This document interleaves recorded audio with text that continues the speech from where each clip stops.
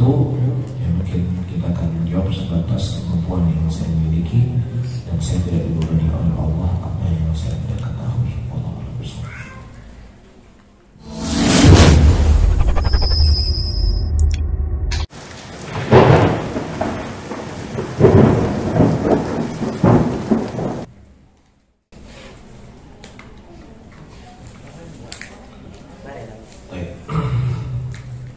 Pertanyaan, adakah batasan-batasan agar kita tidak takut untuk hidup miskin? Maksudnya, sebelum sedekah, apakah kita perlu mengukur, menghitung dulu apakah sudah cukup untuk keluarga selama 1 pekan, beberapa pekan, 1 bulan, beberapa bulan, baru kita sedekah mengenai alasannya. Baik, para hadirin dan hadirat yang dimuliakan oleh Allah. Pertama, sedekah itu ada yang sifatnya wajib, dan sedekah itu ada yang sifatnya sunnah. Baik. Dan sebaik-baik sedekah yang seseorang itu keluarkan adalah sedekah wajib kepada orang-orang yang wajib nafkah. Rasulullah menyebutkan dalam hadisnya, dinarun anfaqtu li ahlik a'dhamu wa ajran indallah. Harta yang kau infakkan kepada anak dan istrimu itu lebih besar pahalanya di sisi Allah Subhanahu wa taala. Ya, jadi ketika kita mau bersedekah, kita perhatikan dulu orang yang wajib nafkah untuk kita. Nah, kalau seandainya sudah terpenuhi, maka kita melihat kerabat-kerabat dekat kita yang itu bukan wajib nafkah buat kita.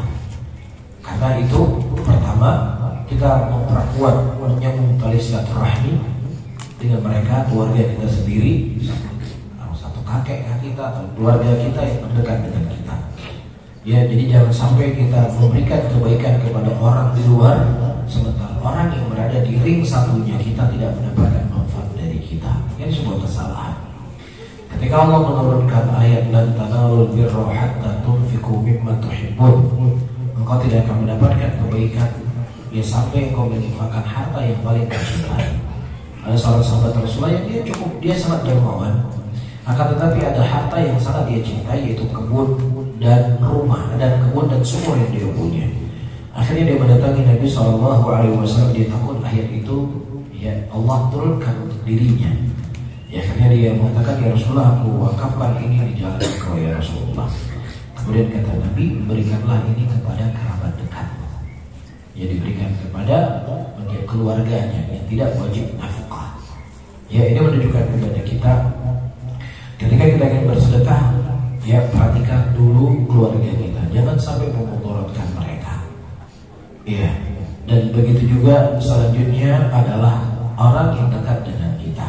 Namun ada dalam kondisi-kondisi tertentu, ada orang yang butuh makan.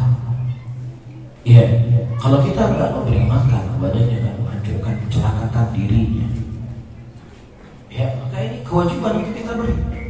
Karena ini wajib nafkahnya bukan lagi hukumnya sunnah, jadi sudah wajib. Ini kalau kita nggak kasih makan nanti, ya kalau kita nggak membantu dia akan celaka. Ya, maka dalam kondisi seperti ini kita harus membantu. Ya, wajib muslimin untuk membantu saudaranya, terlebih ketika mereka dalam keadaan terjepit. Nah, di sini para hadirin dan hadirat, wallahu a'lam, saya tidak tahu. Ya, tidak tahu apakah ada batasan syariat harus berapa bulan dan seberapa bulan, tapi semuanya itu kembali kepada uruf. Ya, kita lihat ini, kita kan bekerja, kita punya penghasilan saya demikian, ya sudah. Ini harta yang saya berikan sekian tidak akan memberikan mudarat kepada anak dan istri saya. Iya, karena dalam satu kaidah dalam fikih itu, idza syara Allah syara falam yuhdith fa huwa ila uruf. Ketika Allah Subhanahu wa taala mensyariatkan sebuah syariat dan kemudian tidak disebutkan batasannya, sudah kembali kepada uruf. Ya, ketika datang seorang wanita mengadu kepada Nabi sallallahu alaihi wasallam yang mana suaminya tidak memberikan nafkah yang cukup untuk dirinya, kata Rasulullah, khudhi ma yakfiki wa waladiki bil ma'ruf. Ambillah harta suamimu yang mencukupi dirimu dan keluargamu dengan ma'ruf. Ma'ruf itu kembali kepada kebiasaan. Iya, kebiasaan seorang istri mengambil uang suaminya 20.000 tanpa izin, biasa kan di sini? 20.000. Biasa. Nah, kalau 50.000? Biasa. juta. Baik, jadi kembali kepada kebiasaan. Ya, jadi kita sendiri bisa mengukur.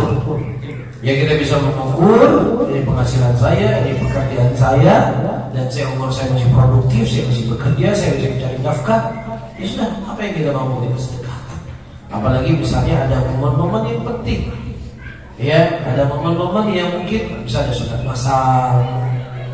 Ya sudah. Atau ada momen bantuan bagi para janda. Ya, atau mungkin santunan anak yatim, atau ada orang yang sakit yang dia harus segera dibawa ke rumah sakit. Kalau dia nggak segera tangani, dia bisa memberikan pengaruh kepada nyawanya. Karena ada sesuatu yang sifatnya urgent. Ada sesuatu yang bisa kita lakukan, ada yang bisa kita majukan. Bisa difahami di sini dan perlu diketahui. Ya, seseorang tidak perlu untuk dia takut dengan kemiskinan. Ya, karena takut dengan miskin dengan kita bersedekah itu merupakan adalah senjata syaitan dalam menggoda manusia. Itu harus kita ketahui. Ya, ada seorang salaf berkata, "Laqad alimtu bi anna rizqi la yaqulu ghairi fatmana bi qalbi." Aku mengetahui bahwa rezekiku tidak pernah dimakan oleh orang lain.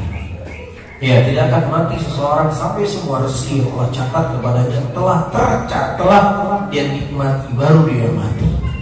Ya, ini harus kita tanamkan dalam hati kita. Bisa difahami ya? Terlebih Nabi mengatakan tidak akan berkurang harta dikarenakan apa? Sedekah. Ya, dan setahu yang kita ketahui juga tidak ada sejarah orang bangkrut ya sehancur-hancurnya karena banyak bersedekah. Nggak ada. Yang sering kita mendengar bangkrut, orang suka jalan-jalan keliling dunia, ya suka koleksi barang-barang branded, sepatu-sepatu branded, tiba-tiba udah jadi tukang. Begitulah. Sering kita dapatkan orang bangkrut karena dia foya-foya. Tapi orang yang mensedekahkan hartanya itu tidak akan kita dapatkan, tidak akan. Jadi seseorang itu tahu kapan kondisi dia harus bersedekah, kapan kondisi dia harus menjaga kebutuhan dia untuk keluarganya. Bisa difahami ya? Cuma ingat, harta yang kita sedekahkan itu tidak akan pernah berkurang. Apa yang harus kita lakukan saat hati kita menjadi takut dalam menghadapi ujian atau kondisi hidup yang mengimpit karena keadaan? Apakah orang yang seperti ini karena kurangnya bertauhid? Apa ciri-ciri orang yang bertawakal? Para hadirin dan hadirat, tidak ada sesuatu obat yang paling mujarab untuk kita menghadapi kehidupan kita kecuali dengan cara kita lebih mengenal Allah Subhanahu wa Ta'ala. Tidak ada satupun ujian dan cobaan yang didapatkan oleh seseorang kecuali itu datang dari Allah. Allah Subhanahu wa Ta'ala memiliki sifat penyayang. Allah Subhanahu wa Ta'ala memiliki sifat pengasih. Allah Subhanahu wa Ta'ala memiliki rahmat yang luas, sehingga harus kita tanamkan dalam hati kita, ujian dan cobaan yang datang kepada saya datang dari Zat yang Maha Pengasih dan Zat yang Maha Penyayang, bukan dari Zat yang menzalimi saya. Dan itu semuanya akan bisa terpatri dalam hati kita ketika kita mengenal Allah. Rasulullah SAW mengatakan dalam hadisnya, "Ana a'lamukum billahi wa atqakum." Saya adalah orang yang paling mengetahui tentang Allah dibandingkan kalian semuanya, sehingga saya adalah orang yang paling bertakwa. Ujian yang Allah timpakan kepada hamba-hambanya itu sesuai dengan kadar keimanan. Mustahil, tidak mungkin saya dan antum semuanya di sini diberikan ujian dan cobaan yang ujian itu di atas ujian Nabi Muhammad SAW. Gak mungkin. Jadi bagi, gak mungkin. Mustahil itu kembali. Jelas, dan Rasulullah mengatakan asyadun nas balaa itu malam al-Faransa. Orang yang paling keras ujian itu para nabi. Ya, nah kenapa ketika kita diberikan ujian secuil daripada ujian yang diberikan kepada Nabi SAW kita tidak bisa bersabar? Ya, itu tidak lain para hadirin dan hadirat, lemahnya hati kita itu masalahnya. Bukan masalah yang besar yang Allah berikan kepada kita, tetapi hati kita yang lemahlah yang membuat masalah itu seakan-akan besar. Faham? Rasul ketika diuji dicoba oleh Allah dengan ujian yang sangat besar, Beliau berkata, laqad utiya Musa akthar min hadza fasabar. Nabi Musa telah diuji, yang ujian yang lebih besar daripada ujian saya, dan beliau bersabar. Ya, jadi logikanya begini teman-teman semuanya. Allah Subhanahu wa Ta'ala mensyariatkan kita dengan syariat-syariat. Itu mudah atau sulit? Allah perintahkan kita sholat, Allah perintahkan kita berpuasa, sulit atau mudah? Mudah. Ya, mampu gak orang melakukan sholat? Dalam arti kata mati gak dia kalau sholat? Karena kalau berat, gak ada. Buktinya anak yang belum balik saya sholat berjamaah dia anteng-anteng, dia gak ada masalah. Nah, kenapa sekarang orang itu berat untuk melakukan sholat? Apakah karena beratnya sholat tadi, atau karena hatinya yang lemah? Apa jawabannya? Karena hatinya yang lemah. Begitu juga Allah memberikan ujian itu sesuai dengan kadar keimanan. Kenapa ujian itu tidak sanggup kita hadapi? Karena hati kita yang lemah. Bukan besarnya ujian tadi. Kalau ujian yang diberikan kepada Nabi dan kepada sahabat yang menderita kita, mungkin kita sudah murtad dari dulu. Jadi dulu kita sudah murtad. Iya, bisa difahami. Nah, yang ketiga, hadirin, hal-hal yang akan menghibur kita ketika kita mendapatkan ujian. Kita melihat ada orang-orang yang hidupnya itu jauh lebih menderita dibandingkan kita, yang mereka bermimpi hidupnya seperti hidup kita. Jutaan manusia di sana yang hidup dalam keadaan perang, hidup dalam keadaan mereka masih hidup, masih bisa merasakan matahari terbit atau tidak besok hari. Dalam keadaan istrinya telah meninggal, anaknya telah meninggal, mereka rindu hidup seperti kita. Apa sih masalahnya kita? Alhamdulillah sehat. Bisa tidur malam? Alhamdulillah bisa tidur malam. Cuman omset saya berkurang 50%. Bisa makan? Bisa. Cuman masalahnya dulu kami biasanya kalau Sabtu Ahad yang berlibur makan di restoran. Sekarang nggak bisa. Oh, itu aja masalahnya. Iya. Ada orang-orang sakit yang tidur di rumah sakit, yang dia sudah dicap sudah divonis penyakit kanker, tinggal menunggu mati. Mereka berharap, kalaupun saya lebih berharap untuk sehat, walaupun tinggal di rumah reot, walaupun tinggal di rumah sewa, walaupun penghasilan saya cukup makan sehari-hari, itu lebih saya rindukan daripada saya begini. Berapa orang yang punya sakit seperti itu? Jutaan manusia yang dia mimpi hidupnya seperti kita. Itu harus kita pahami. Teman-teman semua, itu harus kita pahami. Ya, jadi hidup yang kita hari ini mengeluh, hidup yang kita hari ini ya suka kecewa, itu dirindukan oleh jutaan manusia di belakang kita, dimimpikan oleh mereka. Ya, saya punya teman satu orang, dia termasuk orang punya banyak uang, megah, bahkan dia bisa bangun masjid sendiri, megah misalnya dia bangun. Dia cerita sama saya, dia pernah mengalami kondisi beberapa bulan tidak bisa tidur malam, tidak bisa tidur malam. Akhirnya dia pergi ke pasar, dilihat para pedagang-pedagang atau siapa lah yang berusaha di pasar, tidur di emperan jalan. Tidak ada tikar apapun, tidak ada tikar, tidur di emperan jalan. Ya, dia berkata, saya lebih baik yang tidak punya apapun harta yang saya punya, tapi saya bisa tidur malam seperti dia tidur malam di emperan. Ya, bukan tidak ada nikmat yang Allah berikan kepada kita, tapi kadang mata kita buta untuk melihat besarnya nikmat yang Allah berikan kepada kita. Ini harus kita pahami teman-teman semuanya. Jangan suka mengeluh. Ya, begitu banyak nikmat yang Allah berikan kepada kita. Nikmat sebuah kenistaan. Ketika kita memandang nikmat itu hanya sebatas gaji, sebuah kenistaan. Kita hanya memandang nikmat ya hanya rumah yang kita punya. Sebuah kenistaan kita memandang nikmat hanya sekedar mobil yang dimiliki. Kita memandang nikmat sehat, nikmat bisa tidur. Saking nikmatnya kita tidur, duduk pun bisa tidur nikmat. Ya, saking kita nikmat tidur di lampu merah bisa tidur beberapa menit. Ada orang kayak gitu, subhanallah, nikmat sekali. Ya, ini kadang-kadang ada yang gak nikmat kalau kita tidak hilang nikmat tersebut. Jadi syukuri. apa yang telah Allah Subhanahu wa Ta'ala berikan kepada kita. Dunia ini adalah tempat ujian yang terakhir. Ya, apapun yang kita punya hari ini, kita harus menyadari itu titipan. Ingat nggak ketika kita lahir, apa yang kita bawa? Nggak bawa apa-apa. Benang pun nggak ada di badan kita. Hari ini kita punya pakaian, udah punya gigi, udah bisa berjalan. Tadi bayi nggak bisa ngapa-ngapain. Kamu nggak bawa apa-apa di dunia ini.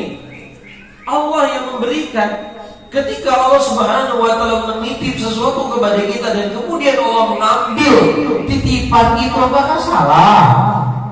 Allah titip kepada kita kesehatan, Allah titip kepada kita harta, Allah titip kepada kita anak, Allah titip kepada kita pasangan hidup, Allah titip kepada kita rumah, Allah titip kepada kita mobil. Itu titipan. Yang namanya barang titipan akan diambil suatu saat. Itu harus dipahami. Makanya kita jangan terlalu mencintai sesuatu. Ya, jangan terlalu mencintai sesuatu berlebih-lebihan. Karena sesuatu itu kan berpisah dengan kita. Suami ibu-ibu suatu saat dia akan meninggal. Ya, begitu juga antum punya anak-anak yang lucu, ya, yang tampan, yang cantik, bisa saja antum meninggalkan dia, atau dia yang akan meninggalkan antum. Itu dunia. Ya, maka dunia ini gak kekal buat kita. Sementara, ya, ketika ada seseorang, Pak hadirin, dia berangkat haji, misalnya, kemudian dia titipkan mobil sama kita. Ini saya pinjamkan mobil dia buat kamu 1 bulan. Senang gak kira-kira? Senang. 2 hari sebelum dia pulang, dia telepon, Pak, saya 2 hari pulang, tolong mobil saya diberesin ya. Nah, kira-kira orang yang sehat, akalnya pasti dia akan bersihkan mobilnya, dia gantikan olinya, kemudian dia akan mengisi full bensin, kan begitu? Karena orang telah berbuat baik kepada saya 1 bulan. Gak ada orang yang saya tuh gak bisa, Pak, ini mobil saya gak boleh diambil lagi, saya sudah sayang sekali sama dia. Gak ada orang manusia sehat. Ini kalau sudah penyakit seperti harus ke dokter deh. Mobil-mobil orang dipinjamin gak dibalik, kan sudah sehat, udah gak sehat ini orang. Sekarang saya ingin tanya, siapa yang lebih berhak mengambil barang titipan? Apakah orang yang menitip mobil kepada kita 1 bulan tadi, atau Allah Rabbul Alamin yang menitip kepada kita beraneka ragam kenikmatan? Siapa yang lebih berhak untuk mengambil? Allah yang lebih berhak untuk mengambil. Dan terkadang Allah mengambil sesuatu dari kita, ya, Allah akan menggantikan yang lebih baik, atau Allah menghindarkan kita dari kejelekan. Ketika Ummu Salamah ditinggal oleh Ummu Salamah, meninggal Ummu Salamah, kemudian dia berkata, tidak ada suami yang lebih baik daripada Ummu Salamah untuk saya. Tiba-tiba datang Nabi SAW menghibur Ummu Salamah dan meminta kepada beliau untuk membaca doa, ya, la yusabu musibatin, tidaklah seseorang itu menimpa musibah kemudian dia berkata, Allah ajurni fi musibati wa akhlifni khairan minha.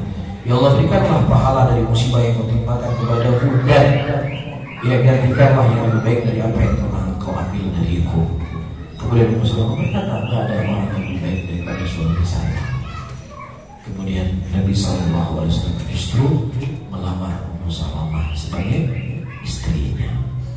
Sampai Ummu Salamah berkata, ya Rasulullah, saya ini punya anak, ya Rasulullah. Kata Rasulullah, anaknya engkau adalah anaknya saya. Kemudian dia berkata, ya Rasulullah, saya sudah tidak muda lagi ya Rasulullah. Ya, begitu juga saya juga tidak muda lagi. Subhanallah. Allah mengambil sesuatu dari kita, kadang Allah mengganti yang lebih baik.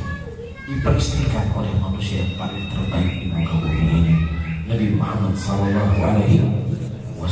Jelas, jadi ketika Allah uji mengambil sesuatu dari kita, di situ ada hikmah yang sangat besar. Adapun manusia mengambil mobilnya, ya udah punya dia, nggak ada hikmah apapun di situ. Ya paling hikmah yang kita bisa petik, ya udah enak juga yang punya mobil. Bisa dipahami ya. Jadi hal-hal yang seperti ini, para hadirin, ya harus kita tanamkan dalam hidup kita. Karena apapun yang kita cintai suatu saat akan hilang dari kita. Ya, badan kita yang sehat juga akan hilang dari kita. Nggak terasa kita berdiri di cermin, ya leher kita sudah mulai jatuh. Kan begitu kan? Nggak terasa kan?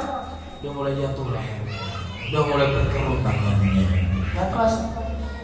Ya, lagi biasanya olahragawan atlet tiba-tiba naik angka untuk rumah sakit, akan terjadi perubahan. Ya, dan itu semuanya akan berlangsung. Makanya Nabi berkata, al-mau'iduna fil akhirah laysa fid dunya. Pertemuan kita hakikatnya dari akhirat, bukan di dunia. Antum akan salah, antum akan kecewa ketika semua keinginan antum di dunia harus tercapai. Antum salah tempat. Ya, karena tidak ada sesuatu apapun yang kita harapkan di dunia kecuali bisa kita dapatkan dan bisa tidak kita dapatkan. Adapun sesuatu yang itu sifatnya semua kita dapatkan, apa yang kita harapkan itu hanya surganya Allah, tidak ada di tempat lain. Walakum fiha ma tashtahi anfusukum, kata Allah. Di dalam surga itu kalian akan mendapatkan seluruh apa yang kalian inginkan. Adapun di dunia jangan terlalu memasang semua harapan di dunia ini kepada siapapun, karena itu bisa kita dapatkan, bisa tidak kita dapatkan. Itulah dunia. Bisa difahami? Apakah orang seperti ini kurang makna? Seseorang ketika dia bertauhid kepada Allah, bukan hanya dia tidak pergi ke kuburan, bukan kepada kubur, bukan itu saja. Itu bagian dari ketauhidan seseorang. Tapi dari bentuk tauhid seseorang, dia beriman kepada takdir. Allah menakdirkan dia, menakdirkan dia, dan dia terima semua apa yang Allah takdirkan kepadanya. Karena iman kita kepada Allah bukan hanya kita beriman adanya Allah, bukan hanya kita beriman Allah menentukan syariat sholat, saya terima, tidak ada keraguan dalam hati saya kewajiban sholat. Nah, perbuatan Allah tidak hanya mewajibkan kepada kita sholat, tapi juga perbuatan Allah menakdirkan kepada kita hal yang baik dan hal yang jelek. Jadi wajib untuk kita terima, wajib untuk kita mengimani, istislam kepada Allah dan melapangkan dada dari apa yang Allah takdirkan kepada kita. Faham? Yang menentukan sholat siapa? Allah. Yang menentukan takdir kepada kita siapa? Allah. Kalau kita tidak menerima hukum sholat, apa hukumnya kita?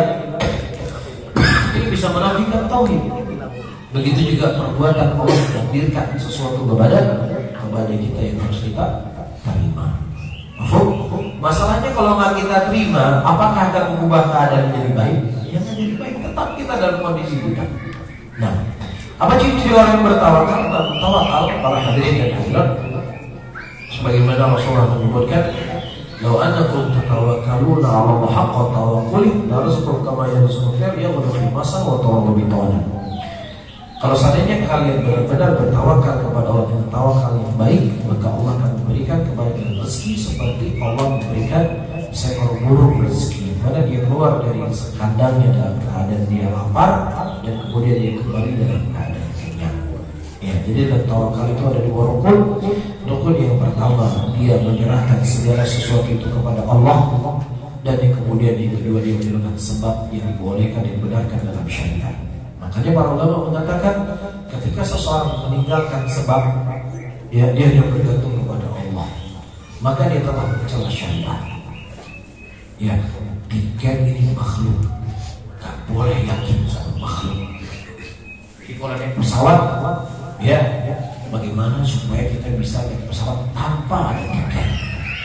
Ya, masuk dari pesawat misalnya. Wah, ini baru tawakalnya kuat. Ini bukan tawakal, ini maksudnya mencuri banyak orang. Ya, karena ada sebagian kelompok yang mana mereka menganggap keimanan itu adalah mengeluarkan kebesaran makhluk, memasukkan kebesaran Allah. Jadi tiket itu makhluk. Kalau kamu masih membesarkan makhluk, kamu belum mentauhidkan Allah. Ya, jadi dalam ceramah-ceramah mereka sampaikan bagaimana orang yang kuat tawakalnya kepada Allah naik pesawat tanpa tiket. Allahu Akbar. Dengarnya bercekin. Ini mencuri, Mas. Ini mencuri. Emang kita pikir pesawat nggak pakai uang untuk parkirnya, nggak pakai uang terbangnya, mahal. Ya, jadi menurut mereka sebab itu bisa mengurangi tauhid. Tidak.